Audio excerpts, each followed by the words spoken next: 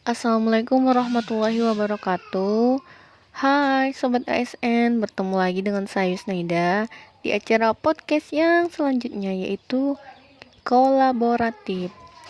Saya adalah angkatan 6 kelompok 4 peserta laksa 2023. Pengampu Bapak Dr. Randus Abdur Rajab MM.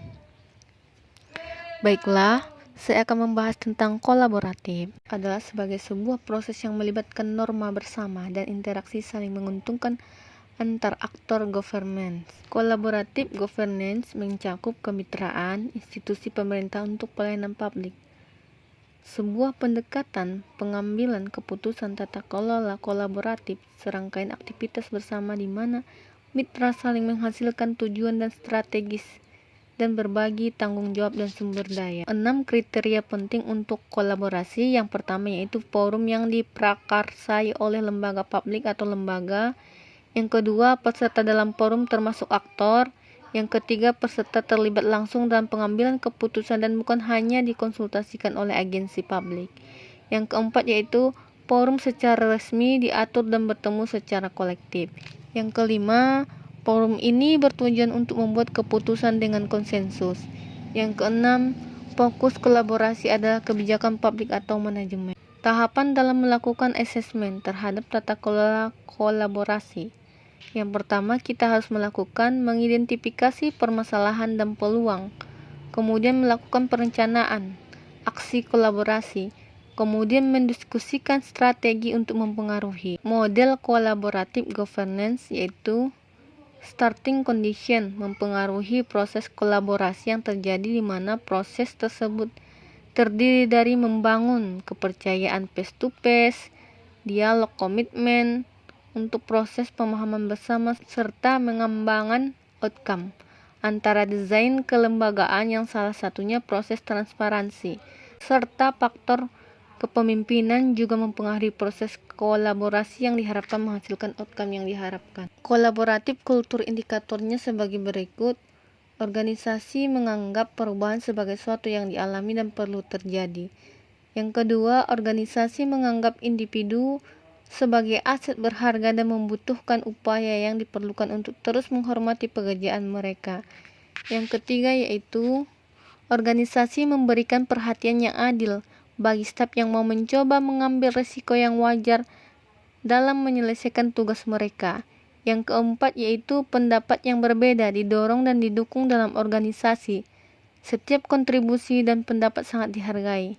Yang kelima, masalah dalam organisasi dibahas transparan untuk menghindari konflik. Yang keenam, kolaborasi dan kerja tim antar divisi adalah didorong. Yang ketujuh, secara keseluruhan setiap divisi memiliki kesadaran terhadap kualitas layanan yang diberikan.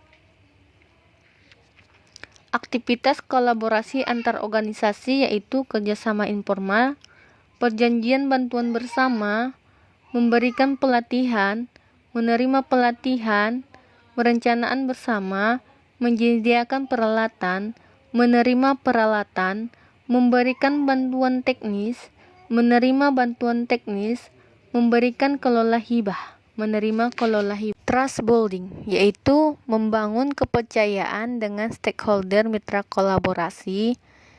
Yang kedua yaitu face to face dialog, melakukan negosiasi dan baik dan bersungguh-sungguh.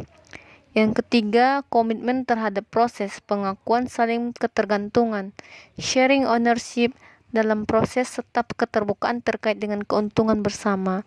Yang keempat, pemahaman bersama berkaitan dengan kejelasan misi, definisi bersama terkait permasalahan serta mengidentifikasikan nilai-nilai bersama. Kemudian yang kelima, menetapkan outcome antara. Kolaboratif dalam konteks organisasi pemerintah memiliki faktor yang mempengaruhi keberhasilan kolaborasi antara lembaga pemerintah. Yang pertama, kepercayaan. Yang kedua, pembagian kekuasaan. Yang ketiga, gaya kepemimpinan.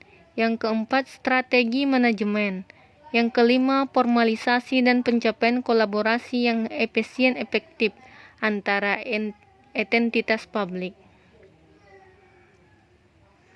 faktor yang dapat menghambat kolaborasi antar organisasi pemerintah, yaitu ketidakjelasan batasan masalah karena perbedaan pemahaman dalam kesepakatan kolaborasi. Dasar hukum kolaborasi juga tidak jelas. Penjelasan saya tentang kolaborasi. Assalamualaikum warahmatullahi wabarakatuh.